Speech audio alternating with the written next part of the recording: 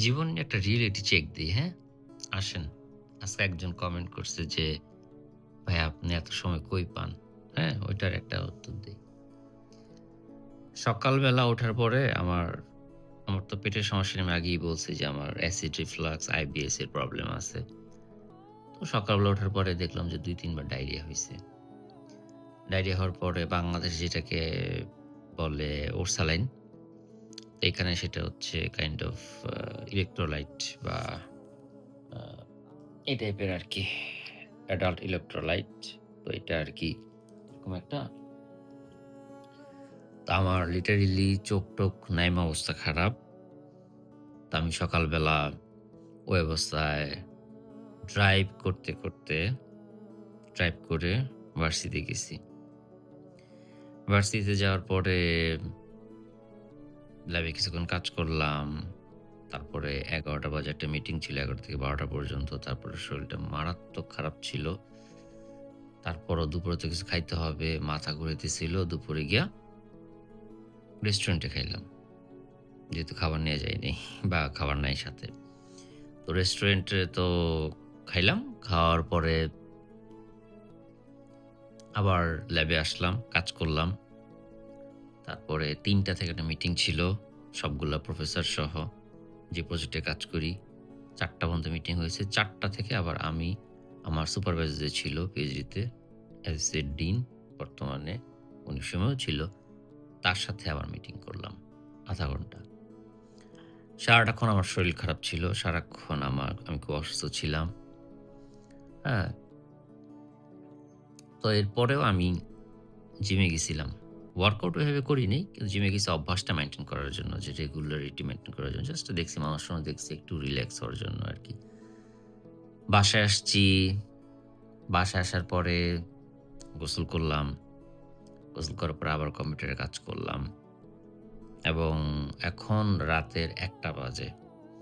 তো প্রবলেম হচ্ছে যে সারাদিন কাজ করলে আবার মানে আমি তো কফি খাই না, আমি ডিক্যাফে খাই। বাট কফি না খাইলে আমি আবার মানে আমার একটু ঘুম আসে দুপুরে। তো কফি খাইছি। ওটার জন্য অশান্তি হইতেছে যেহেতু অ্যাসিড রিফ্লাক্স এর প্রবলেম আছে। তো এই যে এখন রাতের বেলা আম শোয়ার সময় দেখতেছি যে আসলে খুব খারাপ লাগতেছে। তো গামছা দিয়ে পেটের ওই জায়গাটারে মানে পানিতে ভিজায়ে পেটের জায়গাটারে মুছছি। তারপরে যে অনেকে বলছিল যে আমি মেডিসিন যেটা, ঘুমের ট্যাবলেটটা খাইছি কারণ যাতে ওই মানে একটু হইলেও আমার মানে পেটের বা বডির মাসল গুলো একটু যাতে কাম হয়। মানে একটু শান্ত হয়। পেটের ডিসকমফোর্ট টা যাতে একটু কম ফিল করি। বিছানার সাথে এই যে দেখাইলাম যে এটা নিয়ে আসি, এটা খাইতেছি। হ্যাঁ?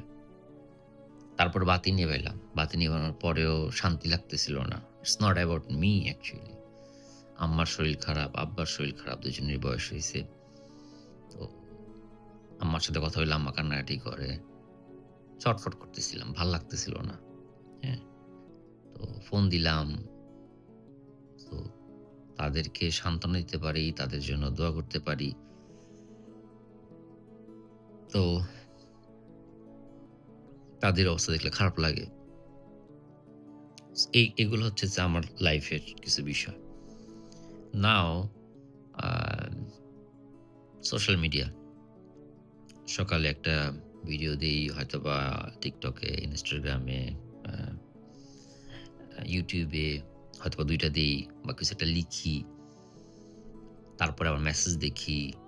শত মেসেজ, "ভাইয়া প্লিজ একটু কথা বলেন। ভাইয়া খুব সমস্যার মধ্যে আছি। ভাইয়া এই আছি, ভাইয়া ওই প্রবলেম।" যারা রেগুলার মেসেজ দেয়, হুট করে কেউ ফোন দিলে হয়তোবা কেউ বলতেছে যে, "ভাই আপনি কি মাইন্ড করছেন? আপনি আ কেন ফোন ধরেন না?" আ হাঁটতে মানুষের ফোন ধরতেছি। তারপরে গাড়ি চালাতে মানুষের সাথে কথা বলতেছি। মানুষের প্রবলেম শুনতেছি। হ্যাঁ? তো এই যে সারাক্ষণ বিভিন্ন প্রসেস এর মধ্যে আছি, ঠিক কোন জায়গাটার মধ্যে আ টক্সিসিটি টা ছড়াইতেছি। কিন্তু যখন সারাদিন এগুলোর মধ্যে থাকি, হুট করে দেখি কেউ এসে উল্টাপাল্টা কমেন্টস করলে, হুট করে যখন এসে দেখি কেউ বলতেছে, "আপনার এই হচ্ছে আপনার আসল পরিচয়। এই হইছে, সেই হইছে।" তারা জানেই না যে আসলে আমার জগৎটা কি, আমার দুনিয়াটা কি, কারো কোনো আইডিয়া নেই। হ্যাঁ? I am concern about my parents, I am concern about my family. হ্যাঁ? আমি আমার নিজের শরীর খারাপ থাকুক বা নিজের প্রবলেম থাকুক, কনসার্ন অ্যাবাউট যে প্রজেক্টে কাজ করতেছি সেটার রেসপনসিবিলিটি। হ্যাঁ? Concern about the people who watch video. হ্যাঁ? আমি তো সেলফিশ না রে ভাই। তোমরা কি দেখো না যে মানে আ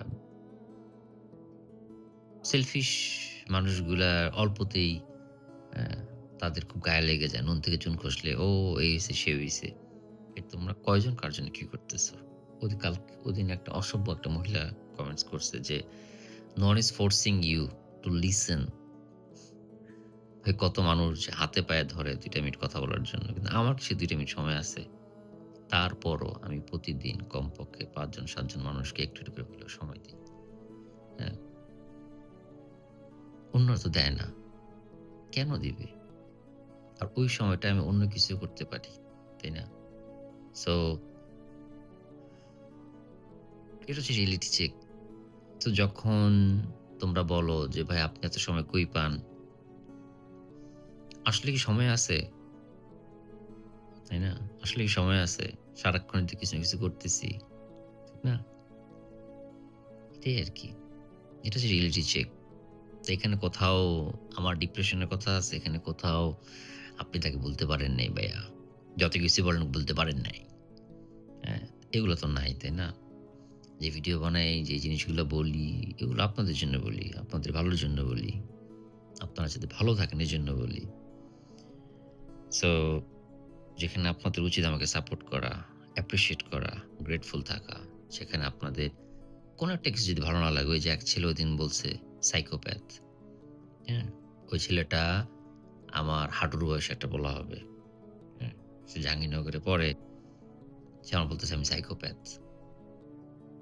এত আরেকজন বলছি আপনাকে দিনে জোকার হয়ে যাচ্ছেন। হুম? আম ঝগড়া করেন মানুষের সাথে। অথচ মানে আমি দিনের মধ্যে ১০০০ টা কাজ করি। ১০০০ টা এক্টিভিটিস থাকি। This is not my profession. হ্যাঁ? এর মাঝখানে আমি জিনিসগুলো করি।